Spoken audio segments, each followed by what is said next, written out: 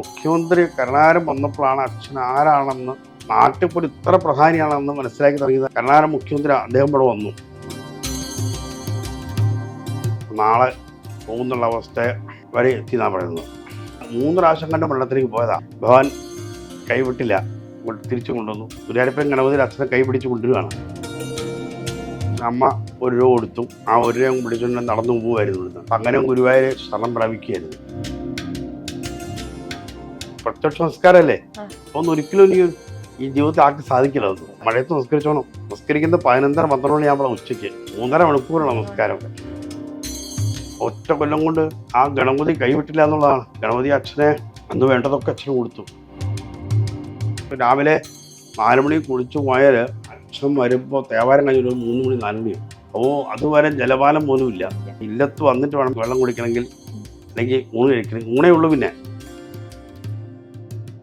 ഇത്രത്തോളം വിപുലീകരിക്കപ്പെടാതിരുന്ന അല്ലെങ്കിൽ അറിയാതിരുന്ന ഒരു മള്ളിയൂരുണ്ട്. പിന്നീട് ഈ ഒരു രീതിയിലേക്കുള്ള ഒരു മാറ്റം, ആ ഒരു കഥയും കൂടി. അച്ഛൻ,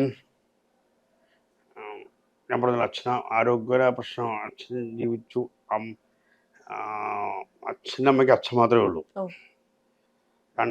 മുത്തശ്ശൻ 2 വേളി വിവാഹം കഴിച്ചതാണ്. അച്ഛൻ്റെ അമ്മയ്ക്ക് അച്ഛൻ മാത്രമേ ഉള്ളൂ.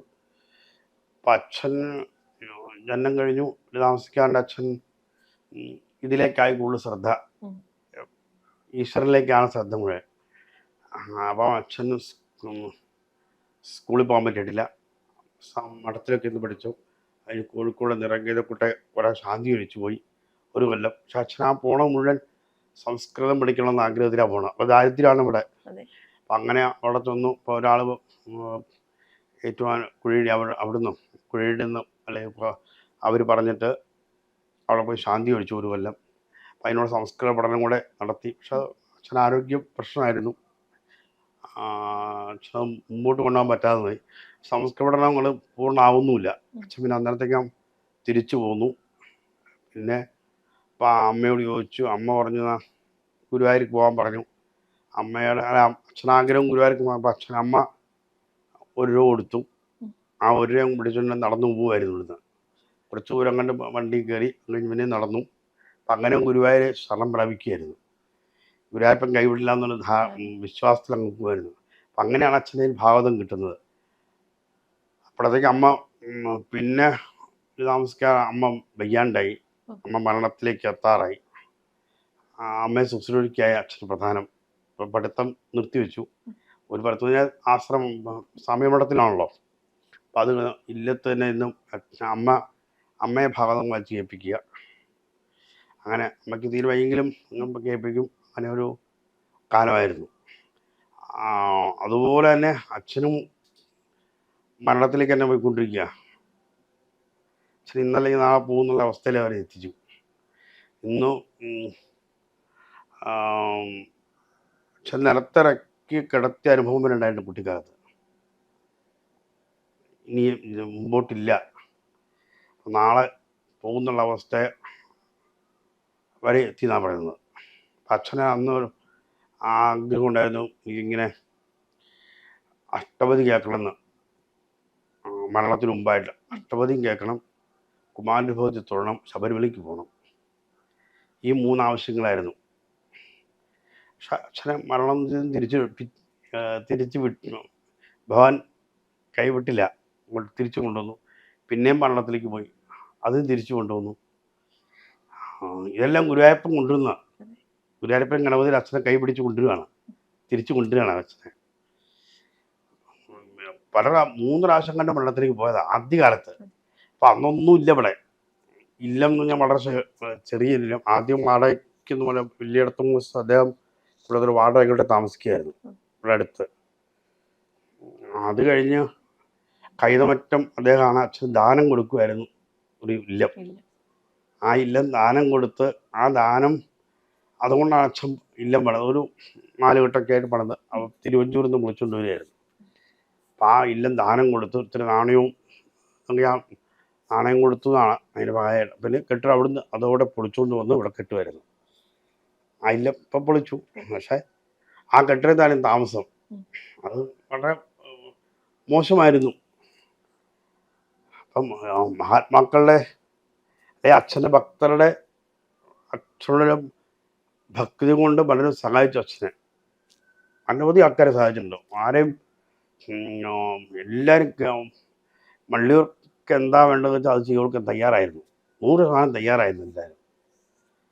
അങ്ങനെ അച്ഛനും ഇല്ലം വിഷമത്തിലായി.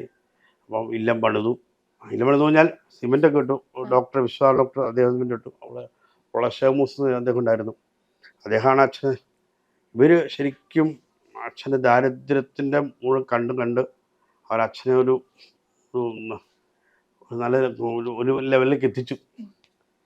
പക്ഷെ അത് കഴിഞ്ഞപ്പം അപ്പം മള്ളിയൂർ ആളാണെന്ന് ആൾക്കാർ, മള്ളിയൂർ കുറച്ച് ഇല്ലങ്ങൾക്ക് അറിയുള്ളൂ, അല്ലെങ്കിൽ കുറച്ച് ആൾക്കാർക്ക് അറിയുള്ളൂ. മള്ളിയൂർ വായനടപ്പം ഒരു ഇല്ലങ്ങളിലെ പഴയകാലത്ത് ഇല്ലങ്ങളിൽ അല്ലെങ്കിൽ ചില തറവാടുകളിലൊക്കെ ഉള്ളൂ, അല്ലെങ്കിൽ കുറച്ച് അമ്പലത്തിലേ ഉള്ളൂ. എന്നാലും എന്നും വായനയുണ്ട്. പക്ഷേ എന്നാലും പബ്ലിക്കിന് അച്ഛൻ ആരും അറിയില്ല. മുഖ്യമന്ത്രി കരുണാകരൻ വന്നപ്പോഴാണ് അച്ഛൻ ആരാണെന്ന് നാട്ടിൽ പോലും ഇത്ര പ്രധാനിയാണെന്ന് മനസ്സിലാക്കി തുടങ്ങിയത്. അച്ഛന് കരുണാകരൻ മുഖ്യമന്ത്രി അദ്ദേഹം ഇവിടെ വന്നു, ഇല്ലത്തേക്ക് മള്ളിയിൽ വന്നു, ഒരു ഉദ്ഘാടനത്തിന് വന്നതാണ് അച്ഛൻ്റെ കാസറ്റ് പ്രകാശനത്തിന്. അപ്പം അങ്ങനെ കരുണാകരൻ വന്നു, ലീഡർ വന്ന് ഇവിടെ വന്നപ്പോഴത്തേനും ആൾക്കാർക്ക് മള്ളി തിരുമേനി ആരാണെന്നൊരു ധാരണയായി. പിന്നെ യേശുദാസ് വരുന്നു, ശങ്കരായർ വരുന്നു, അങ്ങനെ മഹാത്മാക്കളെല്ലാം വന്നു തുടങ്ങി ഇവിടെ. അപ്പം അന്നേരത്തേക്കും അച്ഛനെ എല്ലാവരും ലോകം മുഴുവൻ അറിഞ്ഞു തുടങ്ങി. അപ്പം ഭാവതമസെന്നുള്ള ഒരു ബഹുമതി ഗുരുവായൂരുന്ന് ജ്ഞാനസമിതി കൊടുക്കുന്നു. ഗുരുവായൂരെ അച്ഛനെ എപ്പോഴും എല്ലാ കൊല്ലം സപ്താഹമുണ്ട്. ഒത്തിരി പേര് സഹായിച്ചിട്ടുണ്ട്. ആ സഹായമാണ് അന്നും ഇന്നും നമുക്കുള്ളൂ, വേറെ ഒന്നുമില്ല. അച്ഛൻ്റെ ജീവിതം മുഴുവൻ കഷ്ടപ്പാടുകൾ തന്നെയായിരുന്നു. സന്തോഷം അച്ഛൻ ഗണപതി നടത്തിയിടുമ്പോഴാണ്. ഗണപതി നടത്തിയിടുമ്പോൾ അച്ഛന് ആ പൂർണ്ണമായിട്ട് സമർപ്പിക്കും. രാവിലെ 4 മണിക്ക് കുളിച്ചു പോയാൽ അച്ഛൻ വരുമ്പോൾ തേവാരം കഴിഞ്ഞൊരു 3 മണി 4 മണിയാവും. അതുവരെ ജലപാനം പോലുമില്ല. ഈ വന്നിട്ട് വേണം അച്ഛന് ഇല്ലത്ത് വന്നിട്ട് വേണം വെള്ളം കുടിക്കണമെങ്കിൽ, അല്ലെങ്കിൽ ഊണ് കഴിക്കണമെങ്കിൽ. ഊണേ ഉള്ളൂ. പിന്നെ ഊണ് കഴിക്കണമെങ്കിൽ 2:30 3 ഞങ്ങൾ ചിലപ്പോൾ 4 മണിക്ക് സ്കൂൾ വിട്ട് വരുമ്പോൾ അച്ഛൻ കൊണ്ടുകൊണ്ടിരിക്കുകയായിരിക്കും. അത് തന്നെ അമ്മയ്ക്ക് അച്ഛന് കൊടുക്കാണ്ട് അമ്മയ്ക്ക് ഇരിക്കാൻ വയ്യ. അപ്പം അച്ഛൻ്റെ കഴിഞ്ഞിട്ട് അമ്മ ഇരിക്കുകയുള്ളൂ. അപ്പോൾ അച്ഛനിത് കഴിഞ്ഞാൽ ഉടനെ 10 മിനിറ്റ് പേപ്പറൊന്ന് വായിക്കും, ന്യൂസ് പേപ്പർ വായിക്കണം നോക്കുന്നതാണ്. പേപ്പർ വായിക്കും, പിന്നെ ആദ്യം കുളിക്കാറായി, കുളിച്ച് പിന്നെ ദേവാലയത്തിന് പോയി, പിന്നെ തിരിച്ചിരുന്നു.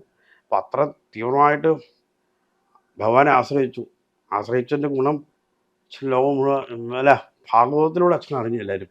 ഭാഗവതത്തിലൂടെയാണ് അച്ഛനെ എല്ലാവരും അറിഞ്ഞു തുടങ്ങിയത്. ഇപ്പോ തിരുമേനിയുടെ കുട്ടിക്കാലം എന്ന് പറയുമ്പോ നമുക്കറിയാം അച്ഛൻ ഇത്രയും തിരക്കിലാണ്, പക്ഷെ ഒപ്പം തന്നെ ദാരിദ്ര്യമുണ്ട് വീട്ടില്, അങ്ങനത്തെ ബുദ്ധിമുട്ടുകൾ ഉണ്ടായിരുന്നു ഒരു ഘട്ടത്തില്. അപ്പൊ അതിനെയൊക്കെ മറികടക്കാനുള്ള പോംവഴി എന്ന് പറയുന്നത് ഭക്തിയാണ് എന്ന് പറയുന്ന ഒരു വലിയൊരു പാഠം പഠിച്ച ഒരു കുട്ടിക്കാലായിരുന്നു. അതെ, സംശയിക്കാനില്ല. അന്നത്തെ കാലത്ത് ഭക്തി ഇടക്കാലത്തൊന്നും ഇല്ലാണ്ടാകാൻ സമയമായിരുന്നു. അപ്പം നമുക്ക് ഭസ്മം തുടച്ചു പോകേണ്ട അവസ്ഥയിലെത്തിയ കാലം ഉണ്ടായിരുന്നു. ഭസ്മം തൊട്ട നമ്മളെ ഒരു ആക്ഷേപിക്കുന്ന ഒരു കാലം ഇടക്കാലത്തുണ്ടായിരുന്നു. അക്കമാർ തിരിച്ചു വന്നു. ഇപ്പോൾ അന്നത്തെ ഞങ്ങളൊക്കെ മുമ്പം ഭസ്മൊക്കെ തുടച്ചിട്ടേ പോവുള്ളൂ. അത് കളിയാക്കും നമ്മളെ.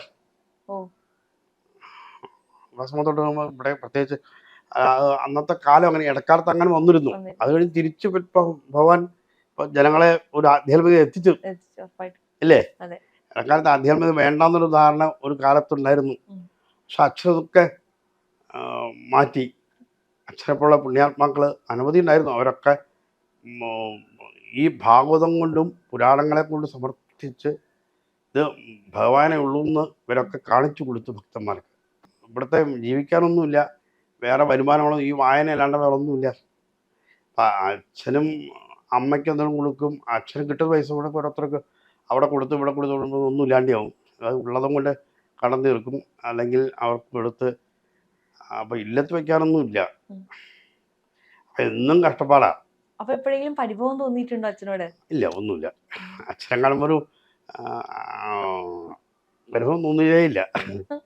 അല്ല, ഒരിക്കലും അച്ഛനെ കാണുമ്പോൾ തോന്നില്ല അങ്ങനെ പറയാൻ. അമ്മയാണല്ലോ ബുദ്ധിമുട്ട് നടന്നത്. അപ്പം ഞങ്ങൾക്ക് എന്തെങ്കിലും തരണം, ഞങ്ങൾ കുട്ടികൾക്ക് എന്തെങ്കിലും കൊടുക്കണം, അമ്മയ്ക്കല്ല തോന്നുന്നു. അച്ഛനും തോന്നാനിട്ടല്ല. അച്ഛൻ എന്തെങ്കിലും കൊടുക്കും, അല്ലെങ്കിൽ എന്തായാലും മേടിച്ചുകൊണ്ട് വരും. ഹോട്ടലിൽ കയറാൻ സമ്മതിക്കാറില്ല അച്ഛൻ. അല്ല പഴമോ എന്തെങ്കിലും മേടിച്ചുകൊണ്ട് കഴിക്കാനായിട്ട്, ഉം. കലക്കണ്ടോ, അങ്ങനെയൊക്കെയാണ് ഞങ്ങൾക്ക് എന്താ പറയുക സന്തോഷത്തിന്, ഞങ്ങളുടെ കുട്ടികളുടെ സന്തോഷത്തിലായിരുന്നു. അപ്പം അമ്മ അമ്മ പിന്നെ ഇവിടുന്നൊക്കെ കടം മേടിച്ച് അരിയൊക്കെ മേടിച്ച് കടം മേടിച്ചിരിക്കും. ഇവിടുന്ന് ഓരോരുത്തർ കടമായിട്ട് കൊണ്ടുകൊടുക്കും. അരി വയ്ക്കാനുള്ള അരി കൊടുക്കും, അല്ലെങ്കിൽ പച്ചക്കറി കൊടുക്കും. അപ്പോൾ വരുന്നവരൊക്കെ കാപ്പിപ്പൊടി തേയിലയൊക്കെ പലരും കൊടുത്തിട്ടുണ്ട്. അന്നത്തെ ആഹാരത്തിനുള്ള സാധനങ്ങൾ കൊടുക്കും. പക്ഷെ അതിലൊക്കെ പ്രധാനം ഗണപതിയാണ്. ഗണപതി തന്നോളും എന്നുള്ള വിശ്വാസമാണ് അച്ഛന്.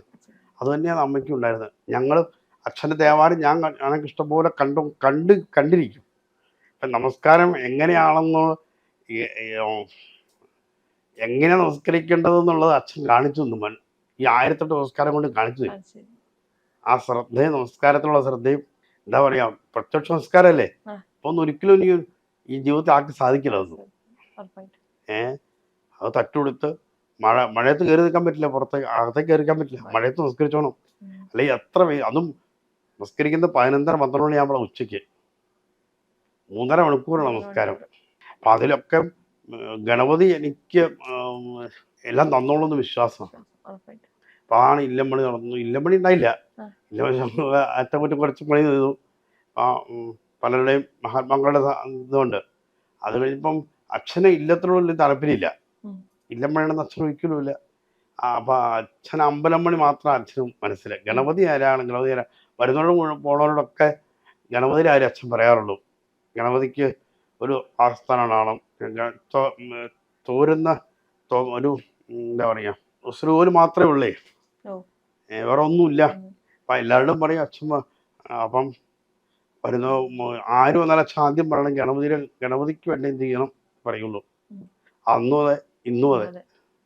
ഇന്ന് ഞങ്ങൾ പറയുന്നത് ഗണപതിക്ക് എന്തെങ്കിലും ചെയ്ത് തരണം. നമ്മൾ ഇപ്പോഴും ശരിക്കും ഒരു ആസ്ഥാനം എന്ന് പറഞ്ഞാൽ ഒന്നുമില്ല. ഞങ്ങളിങ്ങനെ കഴിച്ചു കൊടുത്തു അത്രേ ഉള്ളൂ. പക്ഷേ ഗണപതിക്ക് എന്തെങ്കിലും ഞങ്ങൾ അച്ഛൻ്റെ സ്വപ്നം ക്ഷേത്രം നന്നാവുക എന്നുള്ളതായിരുന്നു. ക്ഷേത്രം എത്രയും നന്നാവണം എന്നായിരുന്നു. അപ്പം അച്ഛൻ്റെ ഒരു ആഗ്രഹം സാധിച്ചു കൊടുക്കുക എന്നുള്ളത് ഞങ്ങളുടെ ഒരു ആഗ്രഹമാണ്.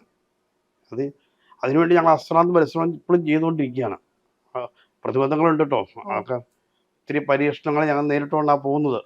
പക്ഷേ എന്നാലും ഗണപതി ഉണ്ടല്ലോ, ഗണപതി കൈവിടില്ല എന്ന് അച്ഛനെ കൈവിടാത്ത ഗണപതി ഞങ്ങളെ കൈവിടില്ല എന്നൊരു തോന്നല്. ഞങ്ങൾക്കൊരു വിശ്വാസം, ഗണപതി അച്ഛനുണ്ടാക്കുന്നത് ഒരു ഭക്തിമാർഗത്തിൽ കൂടെ തന്നെ പോകണം എന്നാണ് ഞങ്ങളുടെ ആഗ്രഹം. അപ്പം ഞങ്ങളും ഭാഗവതം തന്നെ ഞങ്ങൾ ആശ്രയം. ഞങ്ങൾക്ക് ഭാഗവതം മാത്രമേ ഉള്ളൂ, വേറെ ഒന്നുമില്ല. അമ്മയ്ക്ക് സങ്കടം ഒന്നുമില്ല, കുട്ടികൾക്കൊന്നും കൊടുക്കാനില്ലല്ലോ. ആനും പറഞ്ഞു, അച്ഛനോട് പറഞ്ഞു. അപ്പം അച്ഛൻ ചെന്ന് ഗുരുവായൂർ എന്താ വേണ്ടത്, കഷ്ടപ്പാടൊന്നും നിവൃത്തിയില്ല. അപ്പം അദ്ദേഹം പറഞ്ഞു, മള്ളിയൂരുകാരൻ നാമം ചോദിച്ചോളൂ, പിടിഞ്ഞു വിളഞ്ഞ് വരെയല്ലേ, വൈകുന്നേരം സന്ധ്യ കഴിഞ്ഞ കുറിച്ച് നാമം ചോദിക്കുക. അപ്പം ഞങ്ങൾ കുട്ടികളും ഞാനും ഞങ്ങൾ അച്ഛനുണ്ടാവില്ല, അച്ഛൻ യാത്രയാണ്, അമ്മയും ഞങ്ങളും ഉറക്കെ നാമം ചോദിക്കും. പക്ഷെ അതിനൊക്കെ ഫലം ഉണ്ടായിട്ടുണ്ട്. ഈശ്വരൻ പ്രത്യക്ഷമാണ് മള്ളിയൂര്. അച്ഛനെ അതുപോലെ അനുഭവിച്ച് ഓരോല്ലാം കാലടിഞ്ഞ് കിടന്നു. കാലടി കിടന്നപ്പോൾ അച്ഛനെ സഹായിക്കാൻ ഇഷ്ടംപോലെ ആൾക്കാർ വന്നു. ഒറ്റ കൊല്ലം കൊണ്ട് ആ ഗണപതി കൈവിട്ടില്ല എന്നുള്ളതാണ്. ഗണപതി അച്ഛനെ അന്ന് വേണ്ടതൊക്കെ അച്ഛന് കൊടുത്തു.